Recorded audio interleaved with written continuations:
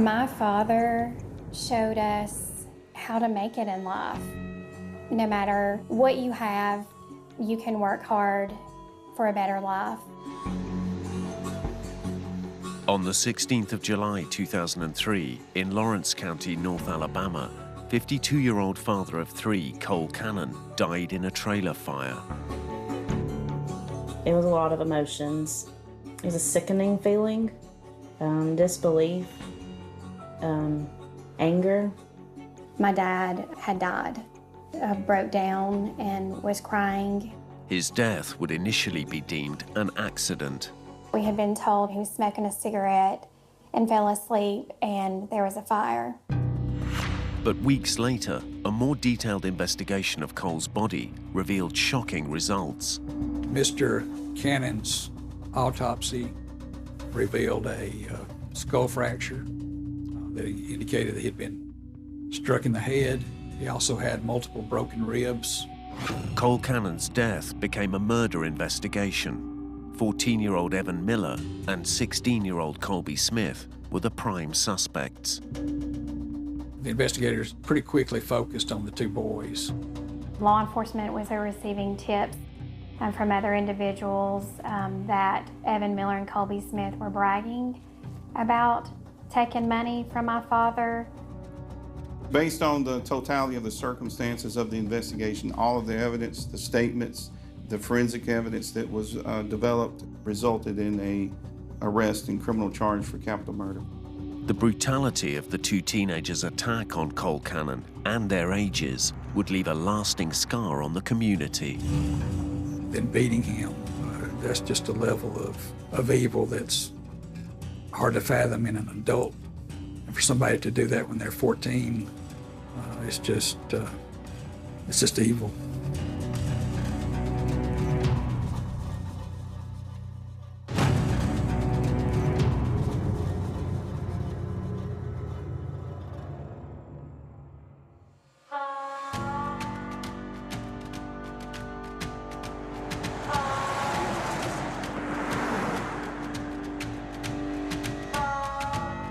Lawrence County, Alabama is a small county, about 32 to 34,000 people. Hardworking people, very conservative county, not a lot of violent crime. It's a type county where most people know everyone else in the county. It is a very peaceful, for the most part, law-abiding county. Thinly populated. Most of the people here are involved in agriculture or work in neighboring counties, some of the industries there. It's just a really good place to raise a family.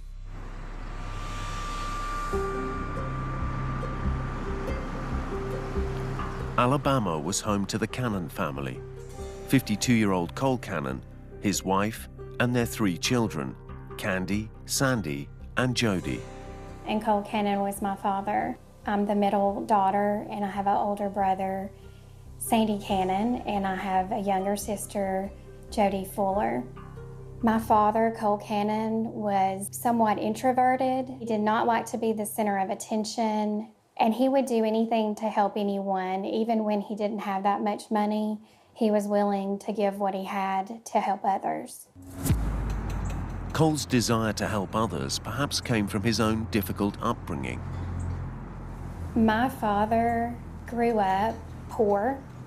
There was a lot of abuse in the home. My dad had a very difficult childhood. It was very hard for him and his siblings and his mom. His father was mentally, physically, emotionally, every abuse was directed towards his mom and his siblings. As an adult, Cole was driven by a need to give his own family a better upbringing.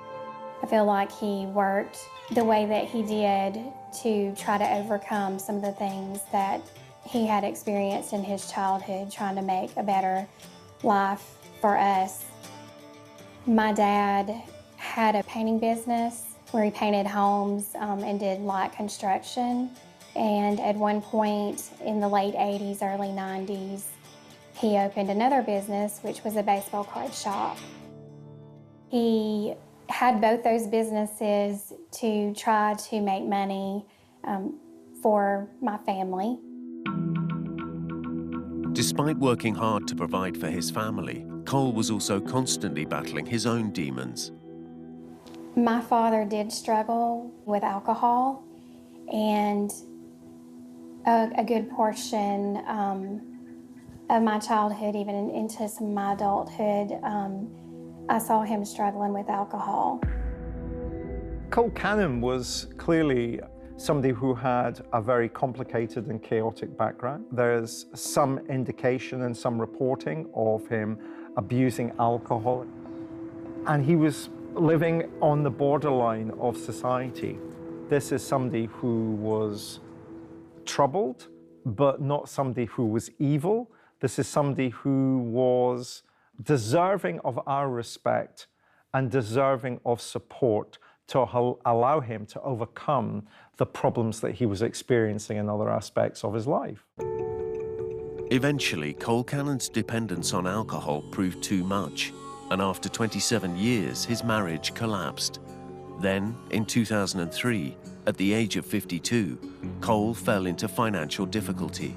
He wasn't getting enough work, and I think he went into financial, issues. And I know he was about to lose the house.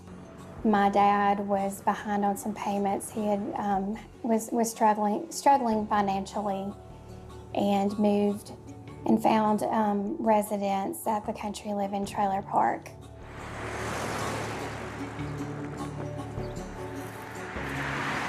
Temporarily, he was going to stay at this trailer park until he got more on his feet and find a better place to live.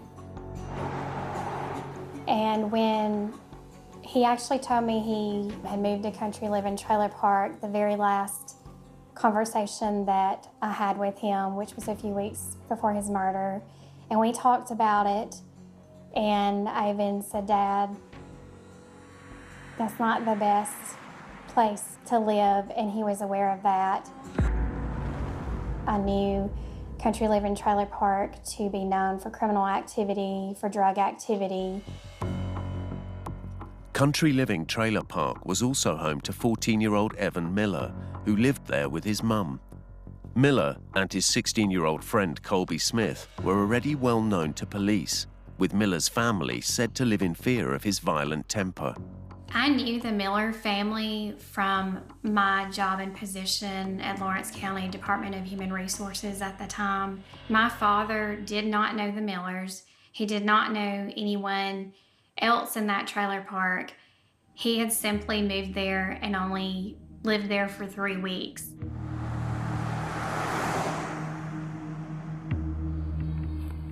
In the early hours of the 16th of July 2003, the Alabama State Fire Marshals were called to a blaze at the Country Living Trailer Park. Once the trailer fire was out, inside, the marshals found the charred body of Cole Cannon. On July 16, 2003, I was the on-call sheriff's investigator that responded to a fire-related death investigation to assist initially with the Alabama State Fire Marshal's office.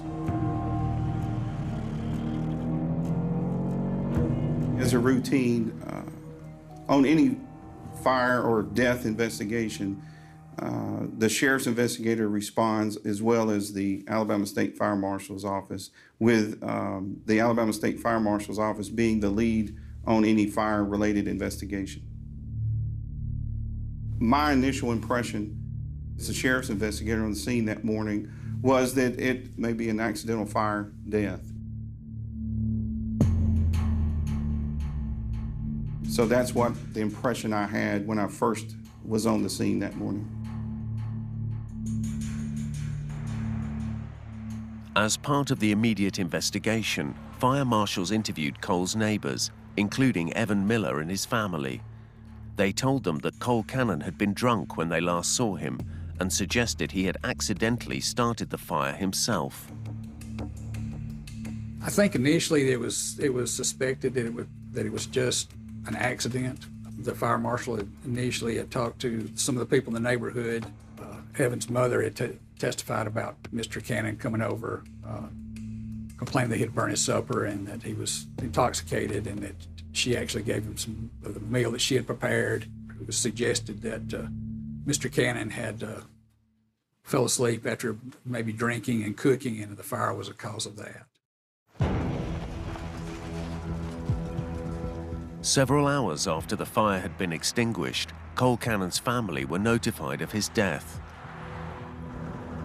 My cousin came over to tell me the news in person and knocked on the door, and I vividly remember my husband walking outside to talk to my cousin, so I knew something was wrong. She then came back in the house to tell me that my dad had died. So I know that I broke down and was crying. I made a phone call to my mom, and I could hear my mom and my sister, who was 16 years old at the time, crying and screaming in the background. It was a lot of emotions. It was a sickening feeling, disbelief, anger. I can remember the day I got the phone call when my dad passed away. I was in shock and couldn't believe it. And then that's when I called my sister Candy and asked her if it was true. And she said, yes, it is. The coroner called a few times that day. One of those calls, he was asking about dental records to be able to identify my father, because my father's body was charred, and that was the way they had to identify who he was. Because initially there appeared to be no suspicious circumstances surrounding Cole Cannon's death, the medical officers saw no reason to perform a full and detailed autopsy, and quickly concluded that his death was accidental as a result of smoke inhalation while unconscious. Initially, when I was told by the coroner that my father's death was an accident, at that moment, I didn't have any reason to believe otherwise. We had been told there was a cigarette, he was smoking a cigarette and fell asleep, and there was a fire. Distraught by the news of their father accidentally dying in a fire, that same day, Cole Cannon's family headed to the trailer park to find out any more details. When we went to the trailer park that day and arrived at the scene, and of course, it's just a roller coaster of emotions going on, because you want answers, you want them then, and you want to be convinced of what happened. Whether it's an accident or whatever the case, like, you just need that closure, that that's what it was and nothing more. And then, of course, you're going to ask questions. At the trailer park, Cole Cannon's family were met by park residents, the Millers. Susie Miller, Evan Miller's mom, was standing in front of my father, Cole Cannon's trailer. I noticed Jonathan Miller, Evan Miller's brother, sitting on a beam by the gravel road. At some point while we were there, I saw a truck pull in, so I recognized that Evan Miller was in the truck. And when they saw us, they spun out and left the trailer park. At that moment, Susie Miller was stating that my father had fallen down and hit his head and was bleeding, and they had helped him into his residence, I believe, to the couch. And just hearing the stories of witnesses that were around, from Susie Miller and her version of the story, and then you had Jonathan Miller, the brother, and then the owner of the trailer park coming over, just spouting random stuff. And that just makes you ask more questions.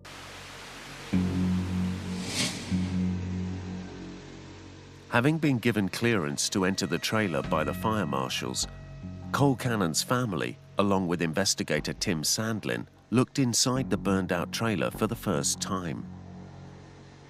Me, my brother, Sandy, my sister, Jody, and my husband, we went inside the trailer, and I can vividly remember what I saw when I walked in. based on what I had been told, did not match up to me with what I was seeing. On the coffee table was a pool of blood with a layer of ash over it. There was a pillow that was saturated with blood. There was a towel saturated with blood. The couch, the cushions were singed from the fire, and my father's body was found at the back of the trailer, at the back door. Did not make sense with the statements that were being told that he was in the living room on the couch.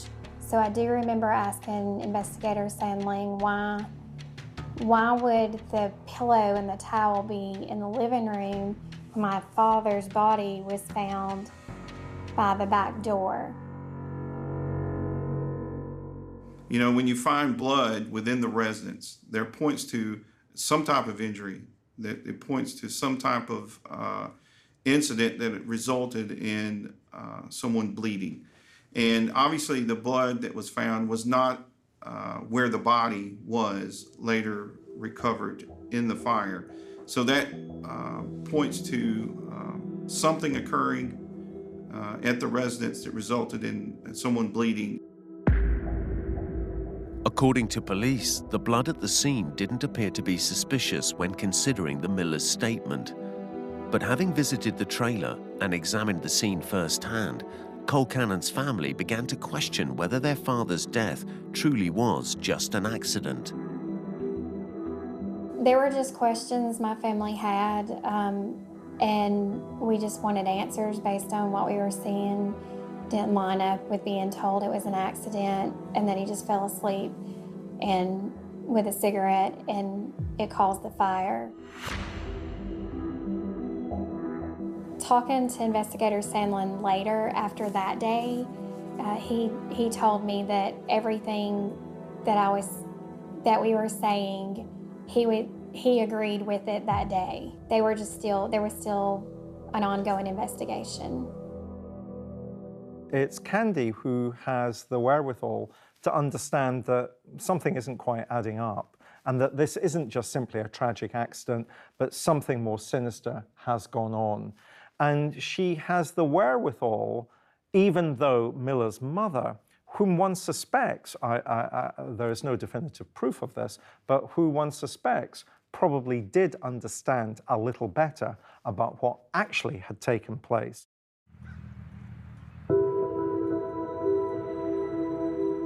Cole Cannon was buried on the 20th of July 2003, but his family's suspicions about whether his death was an accident were further raised when some of Cole's belongings could not be located. One of our requests that we had asked was where our father's wallet was, and the investigators were at the scene searching for the wallet. And on that day, on July 16th, they did not locate a wallet in the residence. I know he had to have the wallet on him because he always had the wallet with him no matter what, even when he's sleeping. And from forensic science, I know they could tell, even if the wallet was burned in the back of his pocket, they could tell if it was there or they could tell if it was not there. Our father, Cole Cannon, always had his wallet with him. He slept with his wallet. It was on him at all times. Because of his profession of painting, a lot of times he was paid in cash. He did not have a checking account, so when he paid his bills, he usually paid everything in cash. So he would sometimes have cash on him, but he always carried his wallet with him. That was one of my brother's concerns. My brother stated that he didn't believe this was an accident and he wanted to know where our father's wallet was. We also suspected there was baseball cards missing. We could see that there were some baseball cards there, but he had a much more substantial collection. I remember baseball cards being questioned. There was a collection of cards that the family had questioned that could not be found at the residence, and also a wallet. Following up requests from Cole's family, The police returned to Country Living Trailer Park and began going trailer to trailer to question the residents. Their investigations took a turn when they were told that 14-year-old Evan Miller and 16-year-old Colby Smith had been seen with some of the missing items. The investigators, they talked to everybody at the trailer park, and it was discovered that Evan had been seen with some of the ball cards. He had also been seen with some money that he wouldn't or shouldn't have had. And that was reported, so that was, again, kind of connected them to Mr. Cannon. The investigators pretty quickly focused on the two boys. Despite being seen with some of the missing items, there was no evidence linking Evan Miller and Colby Smith to the fire at the trailer. But almost 2 weeks after the murder of Cole Cannon, police received a tip-off that the missing wallet had been returned to the trailer and placed under the sofa. Investigators had received a phone call from Evan Miller's then girlfriend, Jamie Burns, that the wallet had been returned. We went back to the crime scene and we were able to locate a ball bat and also Mr. Cannon's wallet from the trailer. I think the key part there was that the location of the wallet was consistent with some of the information that we gathered during the course of the investigation. Having recovered the wallet that had been mysteriously returned to the crime scene, investigator Tim Sandlin went to speak to Evan's mother, Susie Miller, where even more incriminating evidence towards Evan was waiting for him. Susie Miller and Aubrey Miller, Evan Miller's mother and sister, had reported to law enforcement that they had stolen baseball cards that came from my father's house, and they turned those over to law enforcement. I think she came to realize that her son had been involved in that when some of the cards were found in their home. I don't know what was in her mind, but I suspect that she was fearful that her son had something to do with it from the beginning. Law enforcement was also receiving tips from other individuals that Evan Miller and Colby Smith were bragging about taking money from my father. She admitted that her son either had an explosive temper or was could present a danger to someone. So all of that information coming together, the two were detained for a possible robbery investigation. They were both originally detained for the theft, regarding the theft, and were placed in custody regarding the theft. The wallet being found, the baseball cards being returned, and the statements from his own family meant that the evidence was mounting against Evan Miller. After the arrest, police took Miller and Colby Smith to the station for questioning. The two boys may have been behind the robbery, but were they also responsible for the death of Cole Cannon? Evan Miller's initial statement during the interview was that he had no involvement, didn't know anything about it, had been asleep, woke up the next morning, and the fire department was there, and he found out about the death from the neighborhood. That was his initial statement. During the interview, what I was trying to do was establish from the previous day, what did he do? All the way up to the event where the fire department was at Cole Cannon's house. And once he went through his day and evening and timeline, I was trying to clarify and make sure I had everything correct and true. And I was going back through those events is where Evan became, I guess what I could describe now as frustrated, and then wanted to give another statement. Wanted to basically say, forget what I've told you, and now I'm going to tell you what the truth is. Having difficulty in keeping his first statement straight, Evan Miller started again from the top with a new version of events from that night. And then he gave a second version of events, I guess you could say a second statement, where he admitted to being at Cole Cannon's residence with Colby Smith, and that at some point there was an altercation It was in his second statement that Evan Miller claimed he was at Cole Cannon's trailer that night trying to steal money while Cole was passed out. But when he woke up as Miller attempted to place the wallet back in his pocket, a fight broke out. Evan said that Colby had used a bat during this altercation against Cole Cannon,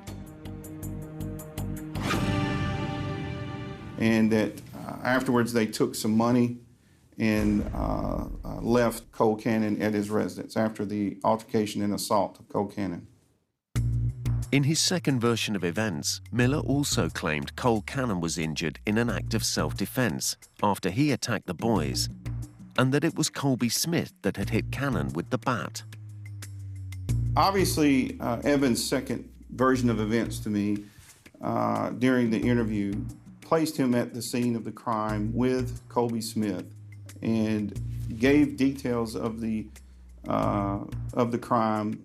They admitted to certain aspects of the crime or things that we determined to be true, but did not come completely clean of all the truth. I believe Evan, even after giving a second statement, was still being deceptive, trying to deceive. All he's trying to do is establish a defense and downplay his involvement in the crime so as to give himself an offense. It might be because he needs to protect his ego from being overwhelmed by the information that he's taken another person's life.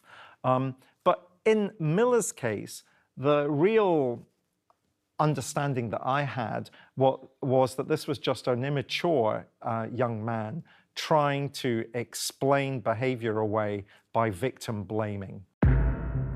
After Evan Miller, it was his friend Colby Smith's turn to give a statement. But Colby was more forthcoming than his friend and stated that Cole Cannon's death wasn't from self-defense, but an act of cold-blooded murder. Colby Smith later gave a statement that admitted, being involved in the death of Cole Cannon. He gave more details than Evan had given. Like I say, Colby cooperated pretty quickly. He was remorseful. He was the older of the two, but he was probably less mature compared to Evan.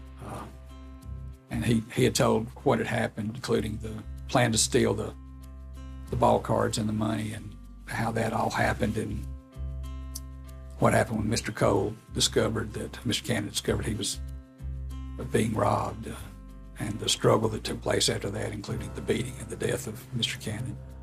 Colby Smith explained to officers that he had only initially hit Cole Cannon with the baseball bat after Cannon had woken up and attacked Evan Miller.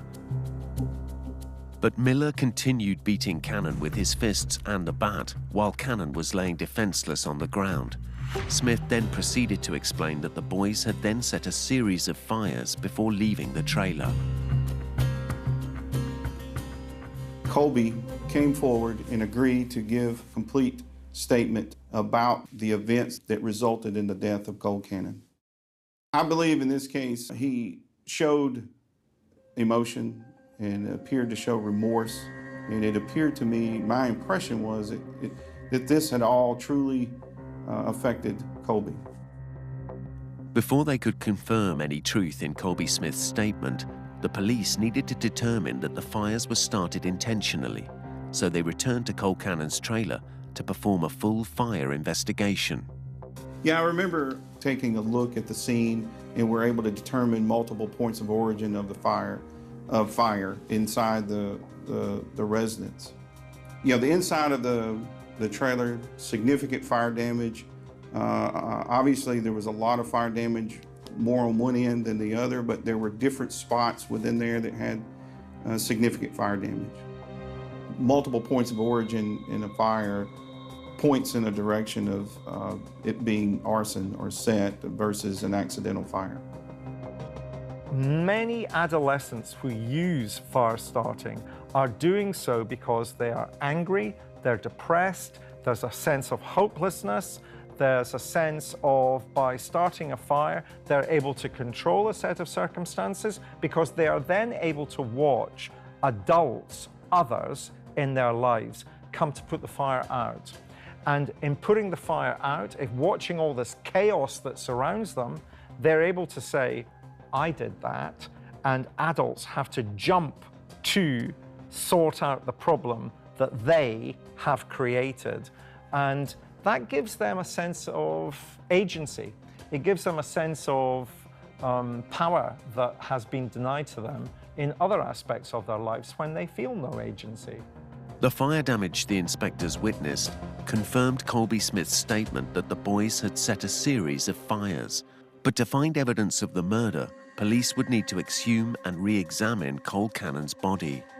Obviously, anytime a family buries a loved one, and there's a sense of closure there when you have a funeral and you bury a loved one, it's not an easy task to go back to the family and tell them that we're going to have to ask for the body to be removed from the grave and taken back to the Alabama Department of Forensic Science. That's a difficult thing. It's not something that anyone wants to do, but we felt, obviously, in this case, in the interest of justice and to gain answers, more clearer picture of what had occurred, that was necessary.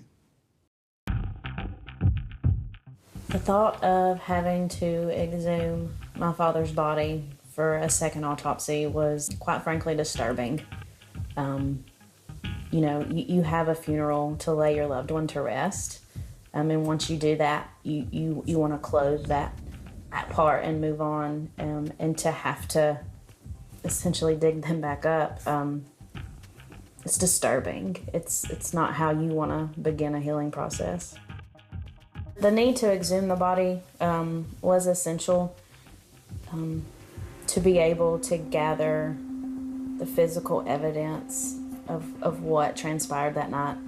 You know, in the beginning, investigators just didn't have all the information that they were able to gather over 2 to 3 weeks after the funeral, but it was essential to do it. If we had not, we wouldn't have the physical evidence that we had in the case. The autopsy revealed a series of injuries consistent with the evidence that Colby Smith had given. Mr. Cannon's autopsy revealed a skull fracture that indicated that he had been struck in the head. He also had multiple broken ribs. They indicated he'd been struck in the ribs. He also had soot in his lungs, which indicated that he had been alive while the fire was going on and had actually inhaled smoke or combustible material from the fire. The cumulative evidence from the fire, the autopsy, and Colby Smith's statement finally allowed the police to piece together what actually happened the night Cole Cannon was killed.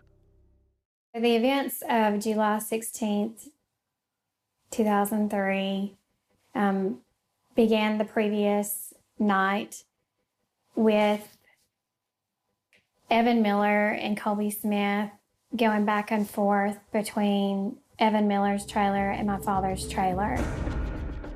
Cole Cannon was at the Miller's trailer. During this time, Evan Miller and Colby Smith were sneaking over to his trailer and stealing baseball cards, which they believed were valuable. Now, I know that in statements, both have stated that they heard rumors that my father had money. Evan Miller had made a statement that he heard my father had $2,700. It was only $350 that he took. After Cole Cannon left the Miller's trailer, the two boys accompanied him back to his residence to continue drinking with him in the belief that he had a substantial sum of money that they could potentially steal. According to testimony from Colby Smith, they pretended to get my father drunk on alcohol, and they didn't drink any alcohol. And once he was lying on the couch, Evan Miller went to grab and got his wallet. With Cole Cannon asleep, having passed out from drinking, Evan Miller took his wallet and pocketed the cash. But when Miller went to replace the wallet, Cole woke up. So Evan Miller and Colby Smith proceeded to take a bat and hit my father with the bat, with blood splattering on the wall. And there's evidence that shows blood splatter on the wall, and continued to punch him and beat him with their fist. Meanwhile, my father is begging for his life. I can't imagine what was going through his head. And he even asked them, "Why are you doing this to me?" Having repeatedly beaten Cole Cannon with the baseball bat, Evan Miller performed one final act of humiliation. Evan Miller takes a t-shirt and places over my father's head and says, "Cole, I'm God, I come to take your life," as my father is begging for his life. The two boys then proceeded to spread out and start a series of fires around the trailer. They also go back to Evan Miller's trailer and come back to the back door, and they can hear my father gasping, and Colby Smith opens the door, but Evan Miller shuts it and says, we can't go in there, we're not going in there. They leave and they go back to Evan Miller's trailer, and they go to bed and they go to sleep after murdering my father in a brutal, brutal way. In my mind, I thought that my father was just maybe knocked out from the bat and the blow and just had no idea what was going on. So to hear those details that he was begging for his life, he was asking why they were doing that, and to hear Evan Miller said, "Cole, I'm God, I come to take your life," was just sickening and hurtful and evil. Just this is pure evil. The manner in which Mr. Cannon was murdered, with the clear intent on Evan's part to instill terror in Mr. Cannon's final moments, but that's just a level of evil that's hard to fathom in an adult. For somebody to do that when they're 14, it's just evil. I would suggest that the primary motivation for the attack in the trailer park was financial. There was a belief that Miller and an accomplice who would go into Cole's trailer would be able to find something that was advantageous to them, money or something that they might be able to sell on. So the motivation was quite an instrumental one. After piecing together the facts of the night Cole Cannon was killed, the investigators moved to charge Evan Miller and Colby Smith with murder. Based on the totality of the circumstances of the investigation, all of the evidence, the statements, the forensic evidence that was developed, and the information that was gathered, based on all of that, resulted in a arrest and criminal charge for capital murder. The murder trial took place in October 2006. Ahead of his court appearance, it was revealed that Colby Smith was going to plead guilty for his part in Cole Cannon's killing, in the hope of receiving a lesser sentence. We had pled, or had agreed to plead guilty to a life sentence, and he would testify as to what had happened. He had given a pretty extensive written statement, it may have been recorded, as to what happened on the night that Cole Cannon was murdered. He agreed to testify to that, and in return he received what is called a life sentence. He pleaded guilty to murder or felony murder. He could very well spend the rest of his life in prison, but he at least would be eligible to apply for parole. During the trial proceedings, Cole Cannon's family were in attendance. The trial was very difficult. It was another emotional roller coaster ride. A lot of just grief and anger. I didn't look at Evan much during the trial because, quite frankly, he disgusts me. And to look at the smirk on his face and the no emotion he had would just fill me with anger. So it was better for me just not to look at him, because he actually enjoys that. Evan Miller loves the attention. I attended the murder trial for Evan Miller. I was there every day from beginning to end, each day of court. I heard all the testimony, and I saw all the evidence that was presented at trial. During the trial, Evan Miller pled not guilty to all charges and demonstrated a lack of remorse for his part in Cole Cannon's murder. What I do recall from the trial is him looking at me and my family at times, or just when he did, he would smirk. He smirked when I gave my victim impact statement at the trial. On the last day, while I'm crying, telling him about the effects of the crime that he committed, he just continued to smirk at me, which made me mad. So I stopped crying and began showing him pictures of my father and explaining different things to him. I specifically showed him the pictures that I was able to recover from the fire. Evan Miller was unfazed. He's always been unfazed. In court, Evan Miller's own mother testified to her son's behavior. I remember his mother testified as to his demeanor and his behavior, and we asked her if he was dangerous, and she said yes. For pleading guilty, Colby Smith received a lighter sentence of life in prison with the possibility of parole. But for Evan Miller, at the end of the trial, the jury found him guilty of all charges, and he was sentenced to life in prison without parole. That's what he deserved. I'm not so sure if he hadn't been eligible for the death penalty. I guess had he been older, they probably would have gotten the death penalty.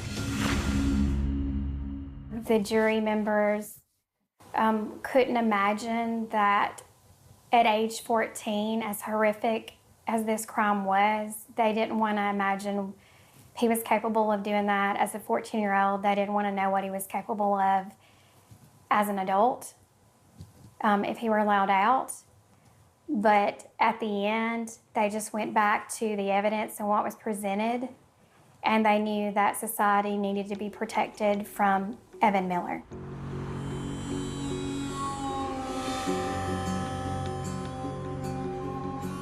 Almost 20 years after his murder, Cole Cannon's killing has had a lasting impact on his family. I know it's very hard on the Cannon family. They're all remarkable people.